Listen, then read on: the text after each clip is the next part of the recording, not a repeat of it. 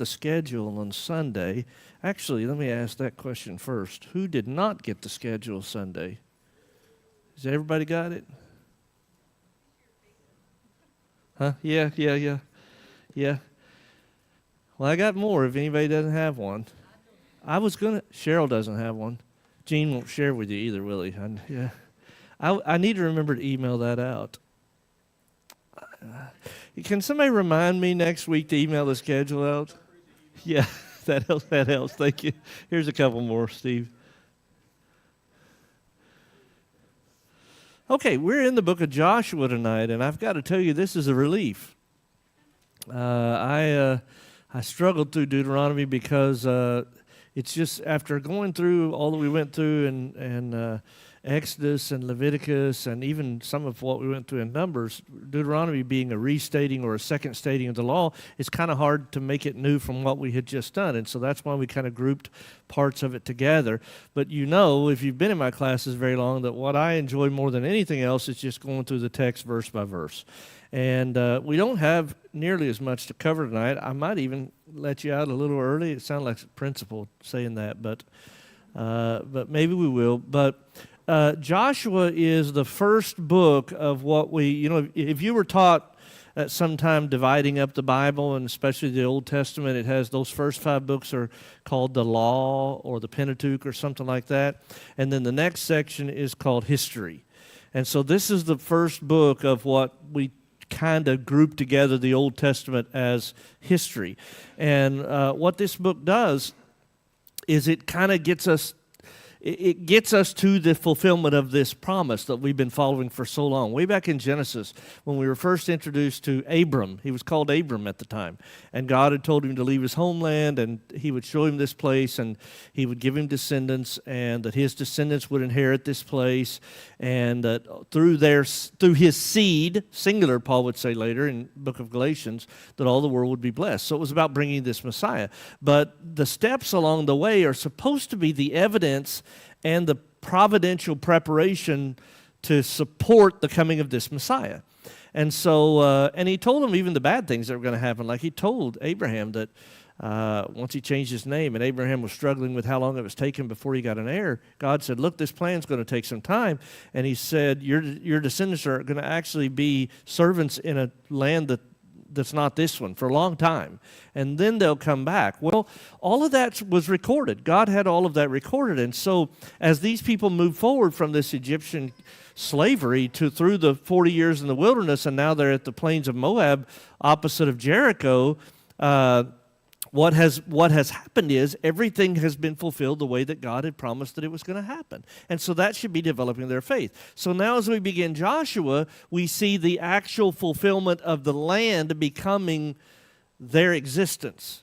And again, it's being recorded so that as the nation continued, that there would be evidence that God always keeps his promises. And it doesn't matter if he made the promise to you yesterday or to somebody 1,000 years ago. If the promise is still yet to be fulfilled, it's going to happen, right?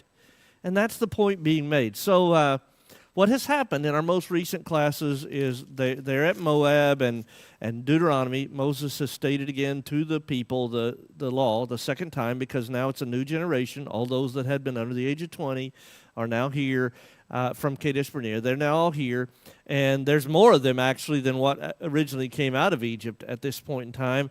And then Moses goes up to see the land that God told him he could see it, but he would not enter in, right? And then as we finish Deuteronomy, Moses dies. Now, a couple things to think about before we start reading, and that is I've tried to emphasize, the challenge, the mountain, if you will, of losing their leadership. And in this last year, they have lost Miriam, and then Aaron, and now Moses.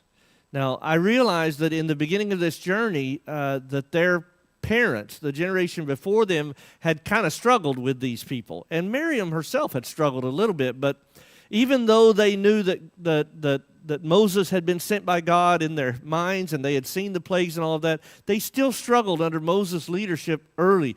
But as this nation has been in the wilderness now for 38 more years, they have learned to depend upon him. 38 years of one leader, 40 years of one leader is a long time, isn't it? Now he's gone. But what he did before he died is he laid a foundation. And he said, you've got to understand, I didn't lead you. God led you. I was just his tool. And I'm not going to be here anymore, but the same God that's been leading you from the beginning is still going to be here. And the same God that got you through the wilderness is going to be the one that takes you into the land. And the same God that defeated Sihon and Og is going to be the one that defeats the inhabitants of Canaan for you. So he said, I'm not going to be here, but God is. And then God appointed Joshua to replace Moses, right? Okay, so as we get into the book of Joshua now, in the first few chapters, we're going to see some preparation. We're going to see some, things falling into place the way God wanted them to. And then we're going to see the most famous battle that everybody knows from the Old Testament conquest of the land, and that's Jericho. So we've only got to cover chapter 1 tonight. Let's just begin reading. I'll just go back to my old way of doing things and just stop wherever I want to and talk wherever I want to. Joshua chapter 1. After the death of Moses, the servant of the Lord, it came to pass that the Lord spoke to Joshua the son of Nun, Moses' assistant, saying, Moses, my servant, is dead. Now therefore arise, go over this Jordan, you and all this people, to the land which I am giving to them, the children of Israel. It's an interesting way that God words this here. It's a blunt fact that Moses has died. But the wording after that is what intrigues me, because what it sounds like God is saying is this was the final thing that had to happen before you could move on. Because the statement at Kadesh Barnea when the spies came back was that nobody, right? Nobody except for 20 and above, except for specifically identified Joshua and Caleb, right? Okay, was that Aaron? No. Was it Miriam? Was it Moses? No. So God was waiting until the job was done for Moses, that Moses would then die, and not of old age, but because the job was done, and then it's time now. So just like when they began the journey actually from the wilderness into this area, God said, you've encompassed this mountain long enough, turn northward, go. Now he says Moses has died, and since that has happened, it's now finally time for you to go over the Jordan.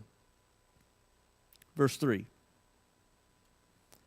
Every place that the sole of your foot will tread upon, I have given you, as I said to Moses.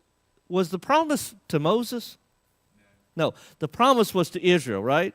And even to Abraham, but it was to Israel to be the ones that inherited it. So he's not saying that he made this promise to Moses and now he's making it to you in replacement of Moses. He's saying, I made the promise to Moses that I was going to get Israel here. Now it's your job to finish the promise.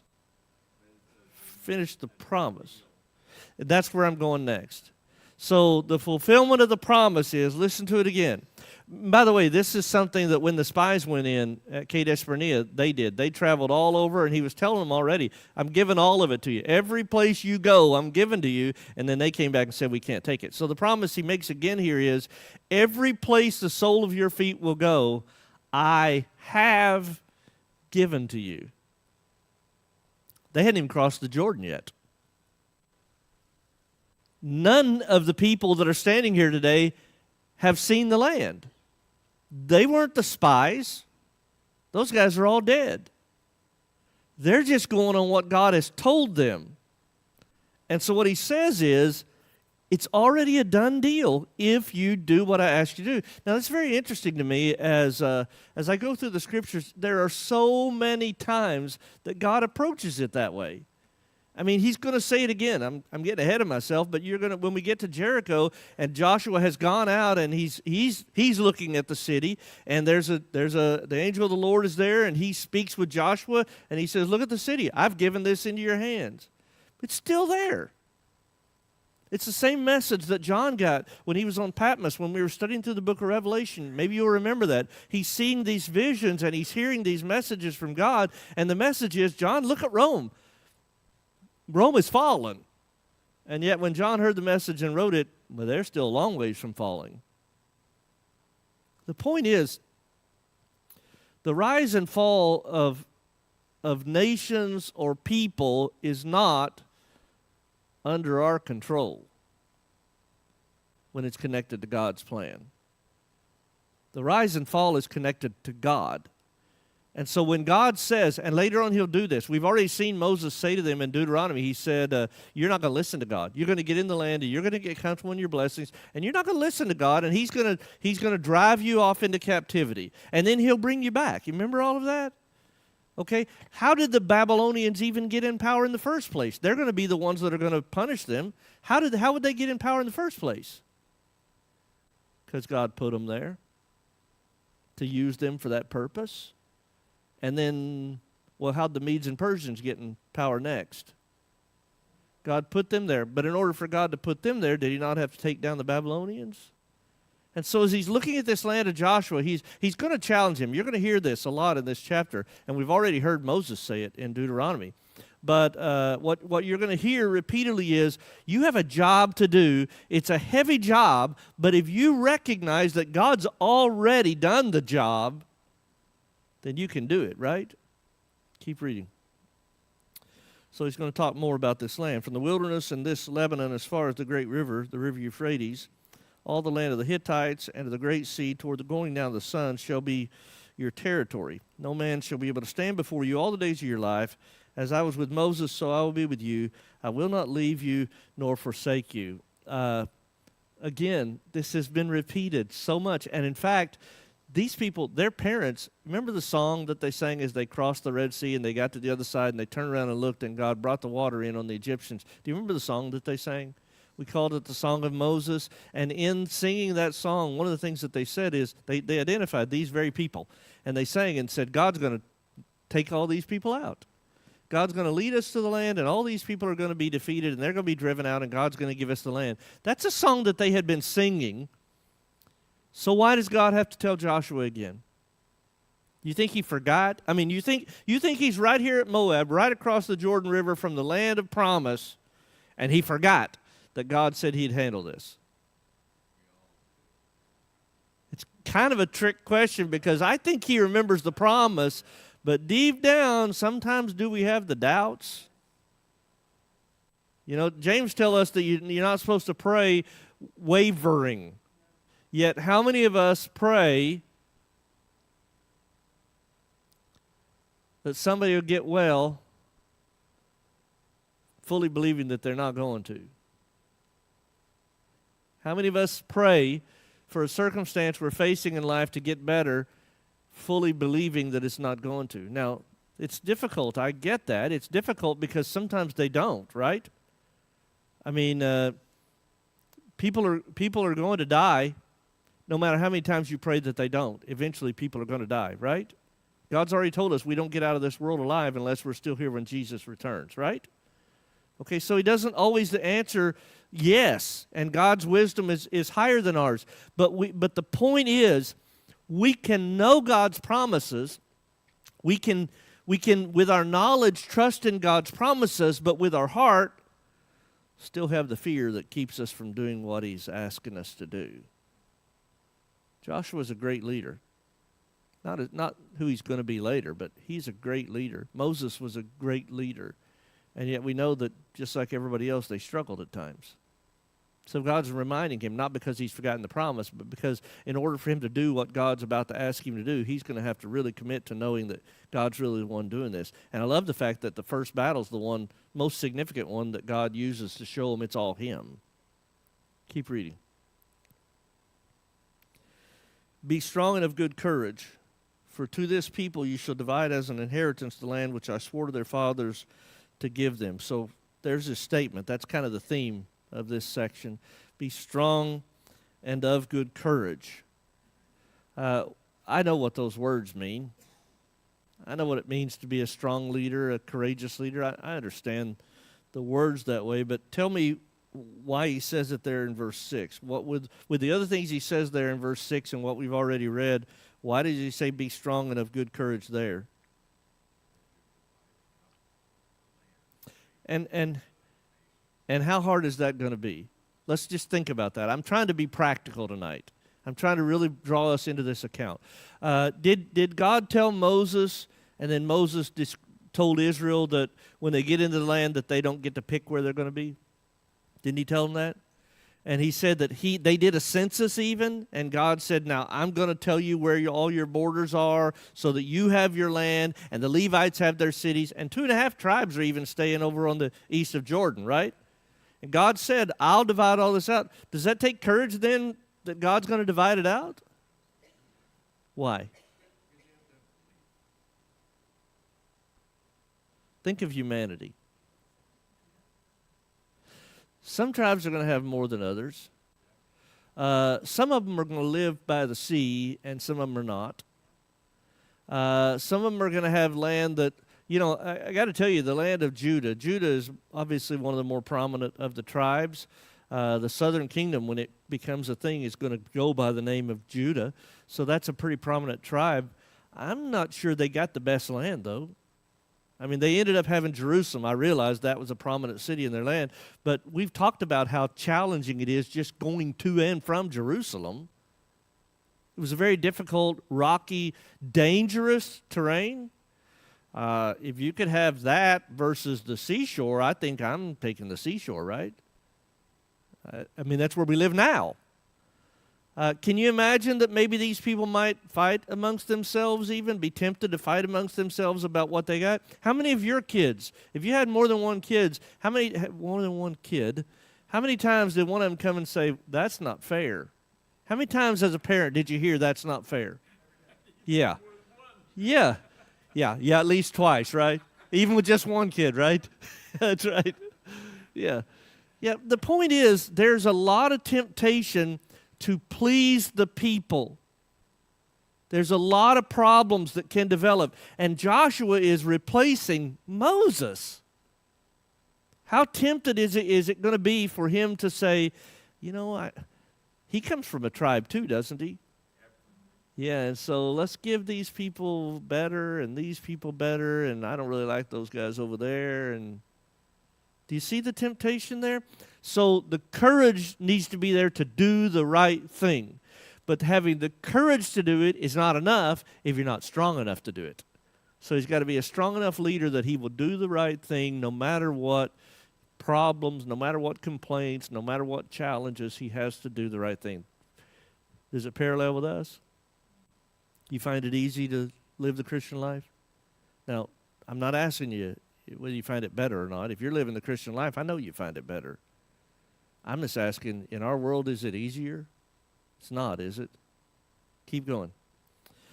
He says it again, verse 7. Only be strong and very courageous, that you may observe to do according to all the law which Moses my servant commanded you. Do not turn from it to the right hand or to the left, that you may prosper wherever you go. So the second thing, the first thing is dealing with the people, and now the second thing is dealing with God. So be strong and courageous in dealing with the people, and now he says be strong and courageous in dealing with God. Their relationship with God. I probably should not say this, but I have said it several times when I've talked to people and studied with people and things like that. When I talk, you've heard me say many times, I didn't write the book, right? I've said that many times. I didn't write the Bible. I don't get the ability to alter it or change it or the temptation is there. Sometimes you're studying with somebody that you really care a lot and they're in a bad situation. The temptation is there to just let it go. Let it be okay. Just don't make them mad at you or something like that, right? And I have said things like, look, I don't understand all of it, but if I'd have written it, maybe I would have done it differently. But here's the problem with that. If I had done it differently, if I had been in charge and done it differently, it would have left somebody out.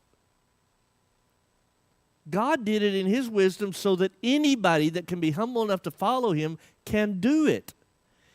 Do I have that kind of wisdom? No. Don't be afraid to hurt my feelings. I know the answer to that. No. I don't have that kind of wisdom. I don't understand what God understands. And so it takes courage and strength to swim against the current in this world and know that my feelings or my instincts might push me one way, but God, who knows better, says this is the way. And I have to have the strength and courage not only to fight against what the world's saying, but also to fight against what I feel, what the world tries to push me into. And I have to go God's way anyway, because God knows what I do not know. Now, is that true with Joshua in this case? Is that going to take some strength and courage too? Especially when others don't listen? when I was going through this part of it, I couldn't help but think of Noah. And I recently, in fact, this week, I guess maybe it was yesterday, I had a conversation with Jared. He had written me a question about how Peter had written about Noah and Noah's preaching in the days of the ark and all of that. And so that kind of correlated to what I was studying here. And I thought about Noah's account. Do you think it took courage for Noah to keep preaching all those years when nobody listened? And to keep doing what God said when there had to be every temptation by everybody around him not to do the right thing? And is that not maybe recorded so that we then would know what it looks like to actually walk by faith, Hebrews chapter 11? Of course it is, and that's why this is recorded here. You have to be, Joshua, you got to be strong and courageous to lead the people. Joshua, you got to be strong and courageous to follow God. But you can't prosper without following God. Verse 8. This book of the law shall not depart from your mouth, but you shall meditate in it day and night, that you may observe to do according to all that is written in it. For then you will make your way prosperous, and then you will have good success. And the way God words this here to Joshua is, I would have thought that what God would say, Joshua, you got to make sure these people know and follow the law. Have you seen anything up to this point that had Joshua's instructions to the people? God did not say, Joshua, you got to spend time in this law so that the people will do it. He said, Joshua, you got to spend time in this law so that you will do it. He can't lead them to follow God if he can't follow God, right? And so he said, Joshua, you got to keep reading this. You got to keep learning this. You got to keep studying this. You got to meditate on this, because if you don't, you won't be faithful. Now, wait a second. They've already been given all of the law. Joshua was there when it was given at Mount Sinai, wasn't he? And Joshua has his whole life, or all of his time in this wilderness, he's had this law. And now it's been stated by Moses again. I think he's probably got it. So why keep studying it and meditating on it? Yeah, over time what happens is if you don't keep studying, you lose things. It's a matter of saying the only way that I'm going to stay on the right track is by continually reminding myself where the right track is. And things can slip. And over time, they don't slip big. They don't have big jumps. They slip small. And those small little slips, eventually you wake up and you're in a totally different place. Keep going. Have I not commanded you, be strong and of good courage? Do not be afraid, nor be dismayed, for the Lord your God is with you wherever you go. And this gets into a little bit of what Logan was talking about a while ago, and I appreciate that invitation, by the way. But he says, I'm commanding you. God's not just telling him, be strong and good, have courage, but he commands him to do it, and he commands him to not be afraid. I want to be careful with the way that I word that. Fear is a God-given emotion. We have been given the instinct to be afraid of what might hurt us. On the other hand, in the case in which Joshua is leading this nation, is not about being afraid that he might, those snakes that have been around and they've got that pole that people are looking at, those fiery serpents. He's not saying don't be afraid of a snake crawling around out here. I started to say running.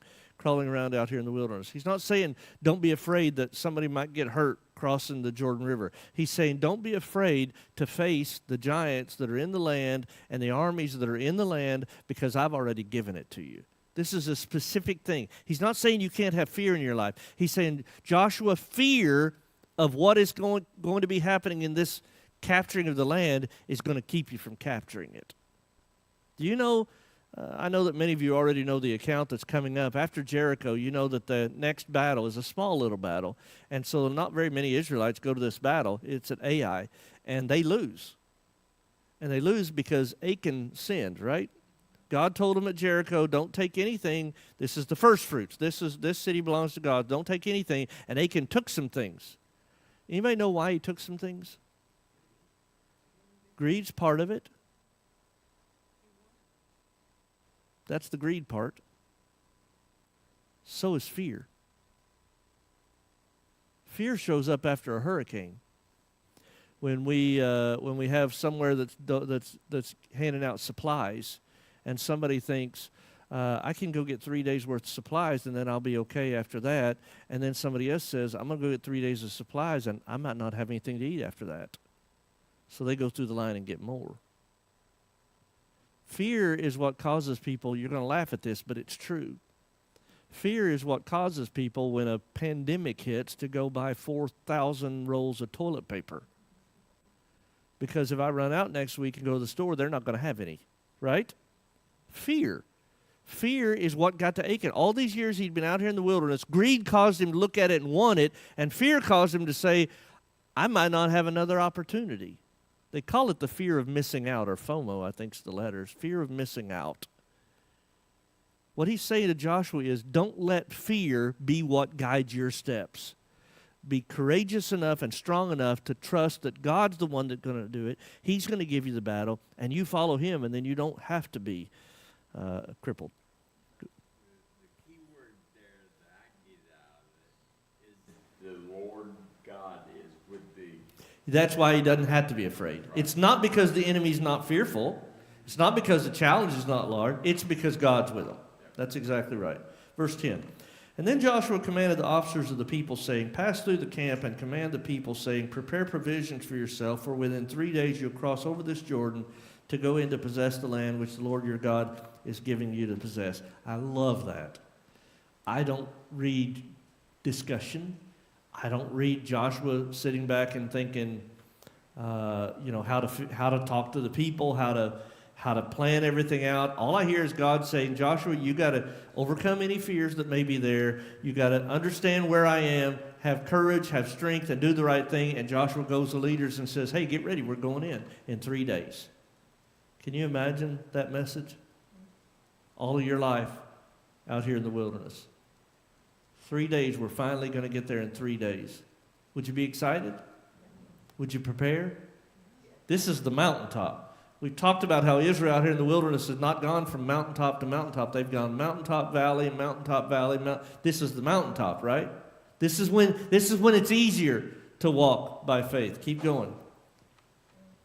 And to the Reubenites, the Gadites, and half-tribe of Manasseh, Joshua spoke, saying, remember the word which Moses, the servant of the Lord, commanded you, saying, the Lord your God is giving you rest and is giving you this land. Your wives, your little ones, and your livestock shall remain in the land which Moses gave you on this side of the Jordan, but you shall pass before your brethren, armed, all your mighty men of valor, and help them until the Lord has given your brethren rest, as he has given you.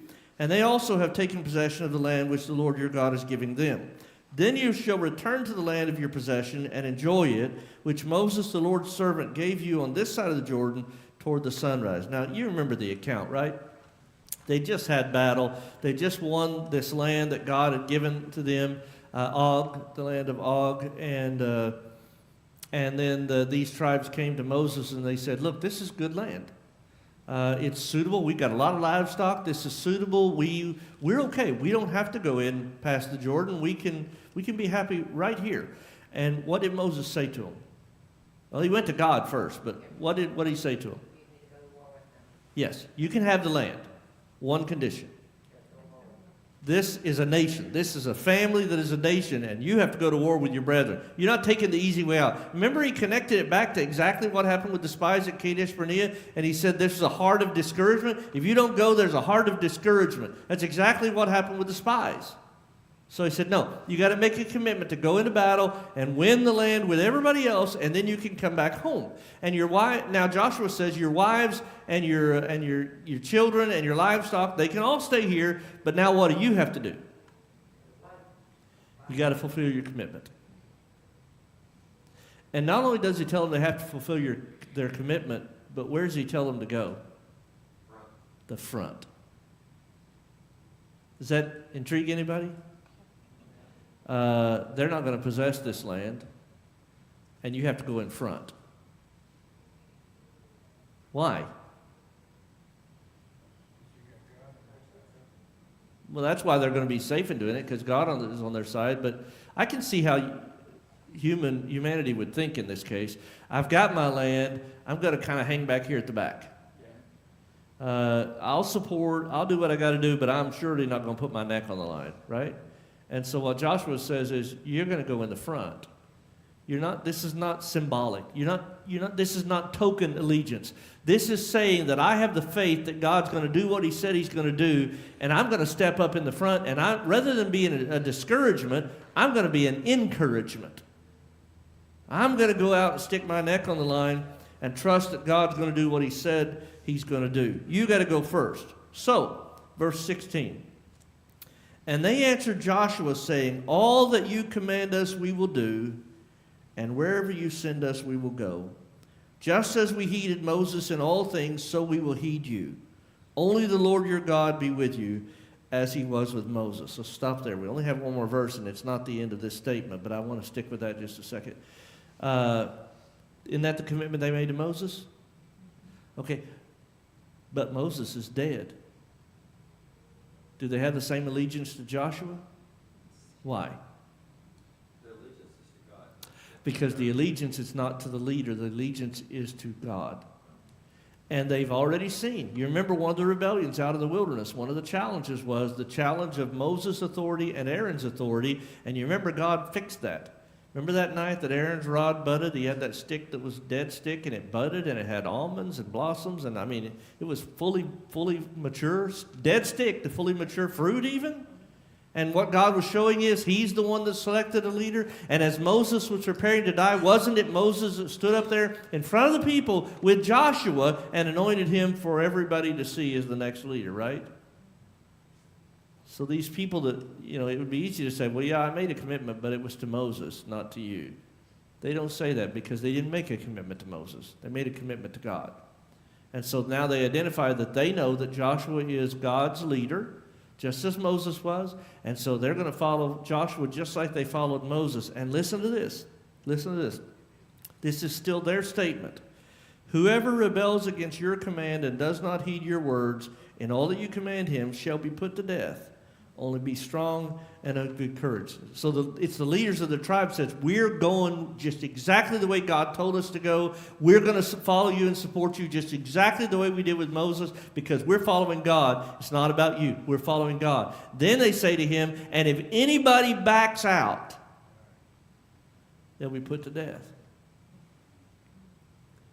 And then they say the same thing to Joshua that God's been saying to him and that Moses said to him. Only be strong and of good courage. Why are they saying it to him? He still has to be strong. He's the leader. Let me ask you this question. Do people want good leaders? Yes. Do we need good leaders? Yes. I mean, at your job, whatever job you do or did or whatever, did you ever go in thinking, well, I wish I had a worse boss?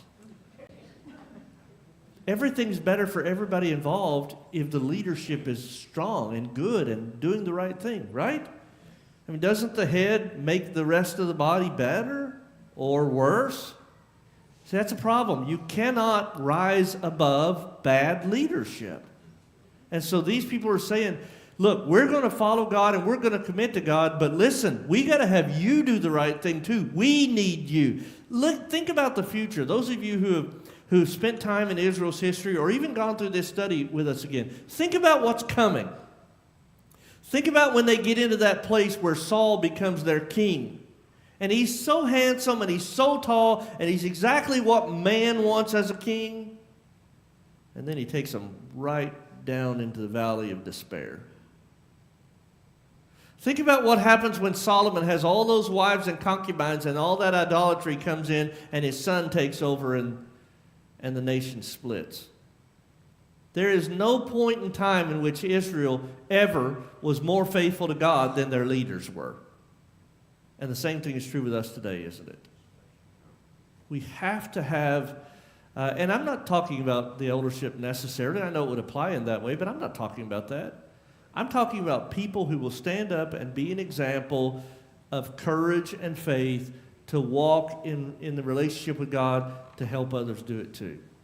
We do that for each other. Galatians chapter 6, I talked about recently when we talked about you who are spiritual, restore such a one. When one is fallen, you who are spiritual, restore such a one. Remember that was in my sermon about the prodigals, those who have fallen away? Okay, anybody read that as the elders? That was about us, wasn't it? It's about us. We help each other. We have to have the courage and strength to help each other get to God. And then we have to have people helping us too. Okay. I'm going to quit early unless you got a lot of comments or questions.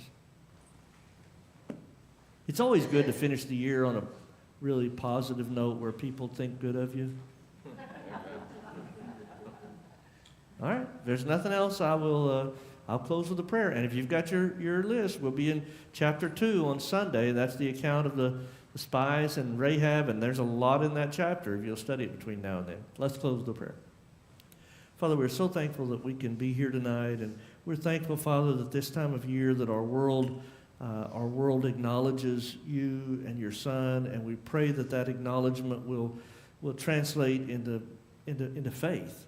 We pray, Father, that your light will shine in a greater way in our community and in our world, and we pray, Father, that we will be prepared to help people find you the same way that others were prepared to help us. Help us, Father, always to follow you, to have courage and to have strength.